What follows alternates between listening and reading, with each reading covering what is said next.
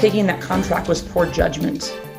I made a mistake, and I own it, and I am sorry.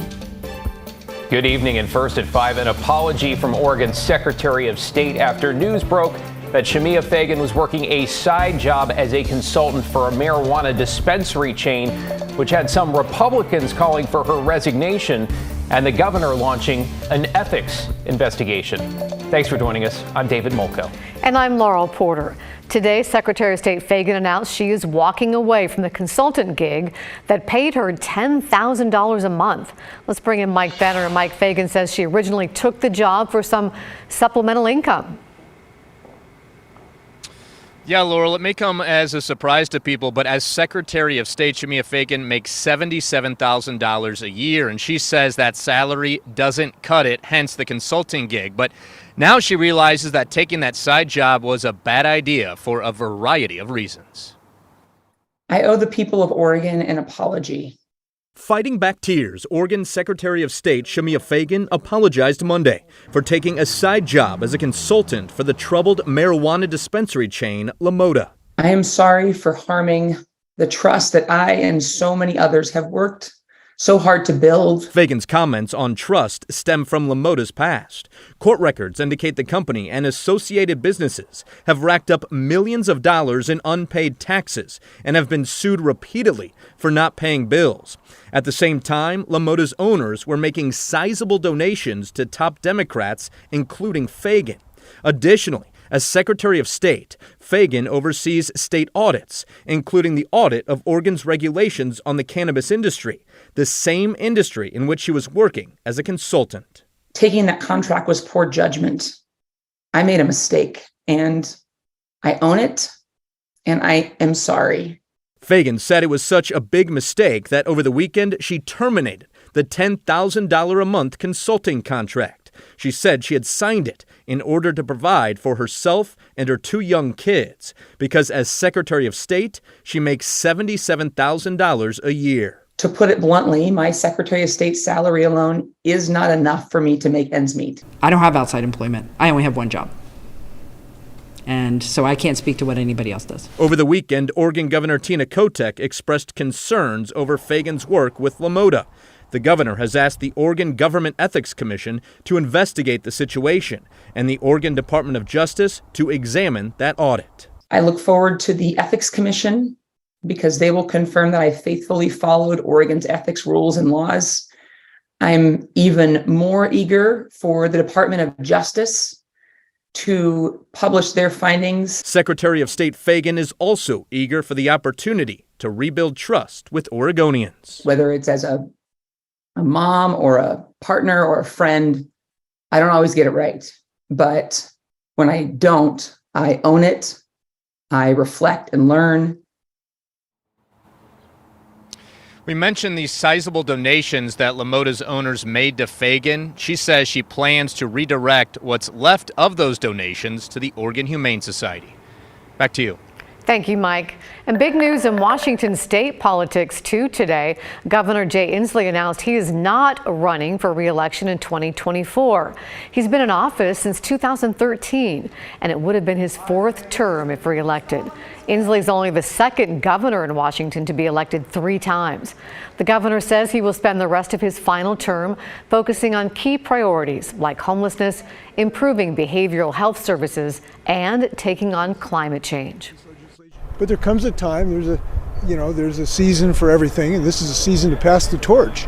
So I'm going to be very engaged in the next year and a half. My dad was an old track coach. He said, you always got to run through the tape. Well, I'll be running through the tape the next year and a half. As for what comes next for Inslee, that is not clear yet, but he hinted his next steps could involve clean energy and climate change. Developing this evening in Salem, a strange sequence of events that started with someone opening fire twice last night, hitting 2 police cars while officers were on patrol. And then this morning, an officer shot the suspect, police say, while they were trying to arrest him. Let's bring in Joe Ranieri in Salem now. Joe, we should mention no police officers were injured in any of those 3 shootings. But what do we know about the suspect?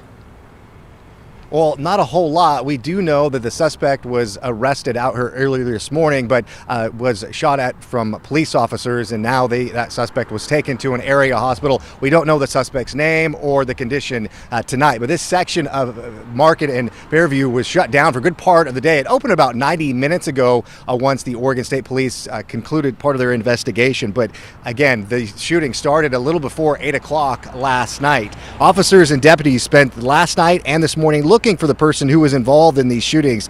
Then just before 6 o'clock this morning, they were trying to arrest a man they're calling a person of interest in last night's shooting when a Salem police officer shot him near an apartment complex just down the road here on Fisher. We don't know his condition right now, but we're told he was taken to an area hospital. As for what happened last night, police haven't said much, only that just before 8 o'clock on Lancaster Drive Northeast and Devonshire Court, a Marion County Sheriff's Office patrol car was shot at. Then around 8:15, a Salem police patrol car was shot at. That was less than a mile away at Silverton Road and Fairhaven Avenue Northeast. Now, in both of these incidents, both of the officers were on patrol, but again, none of these officers were injured last night or this morning. But again, Oregon State Police is taking over this investigation.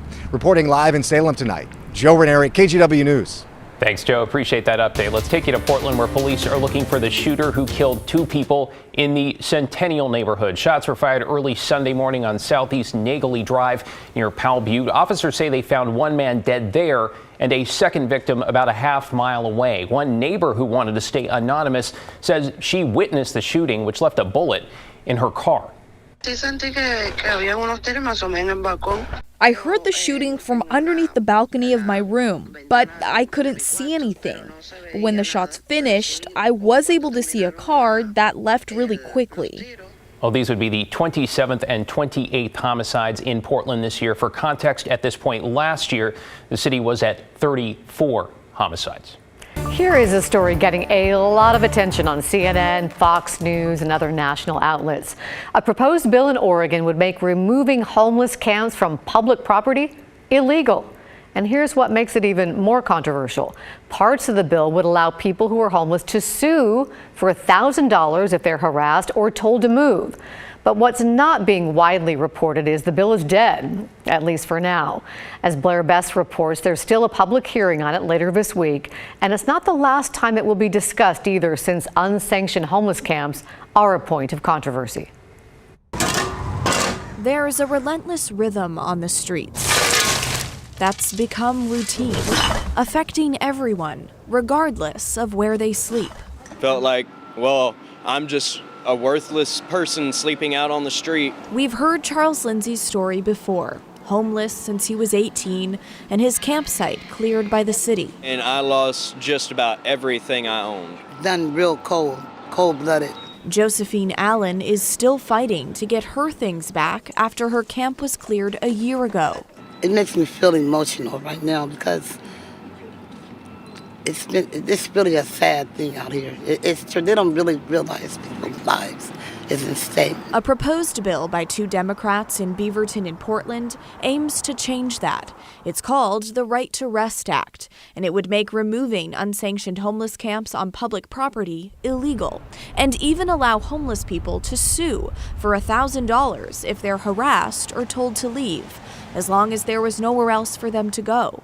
But the bill missed the deadline to advance in this legislative session. If a bill like that was passed, that would definitely be a headwind for us. Kurt McCandless runs a bike shop in Old Town. Everyone's entitled to human rights, but when it comes to trying to just be a normal business, trying to cater to especially tourists and people coming from out of town, it can be frustrating to think that it would be more difficult to move people from our storefront when we're trying to do our business here. Now, the Right to Rest bill has been introduced multiple times. We talked with one of the co-sponsors over the phone today, and they say while the bill won't be passed during this legislative session, they're still going to hold public testimony on it this week. They say it's important to hear public conversation around issues like this and to further this type of legislation, because last time it was introduced, they only got 15 minutes of public testimony, and this week they're hoping for much more. We should weigh all the options and, bringing these bills to attention and kind of putting it through the ringer as far as public input is concerned is important. Hundreds of people statewide have already submitted written testimony. The overwhelming majority oppose the bill. How many of those are housed? How many of them are the business owners that are more worried about getting a few extra dollars than their fellow man out there dying on the sidewalk? Some argue more support for mental health and addiction treatment will be what it takes to reverse this routine that's currently forcing homeowners out of the city and homeless people into despair. So we're people, we're not animals, and even animals need to be loved. The public hearing is on Thursday, and those behind the bill say they plan to introduce it again in future legislative sessions. Blair Best, KGW News. Portland's South Waterfront is about to get more affordable housing. It's thanks to the Metro Affordable Housing Bond program that was passed by voters in 2018. Nearly 180 families will soon move into the new Waterleaf Apartments off South River Parkway and Moody Avenue. The goal with this bond is to eventually build enough housing for more than 14,000 people with rent locked in at affordable rates for the next 60 to 99 years. We talked to the first person to move into Waterleaf today. The apartment that we have is more than 3 times the size for only $100 more than the last apartment from which we moved. And I know I'm never going to own a home, but I am very happy to live here. Well, so far the bond has helped fund nearly 1,500 units with another 6,000 or so now on the way.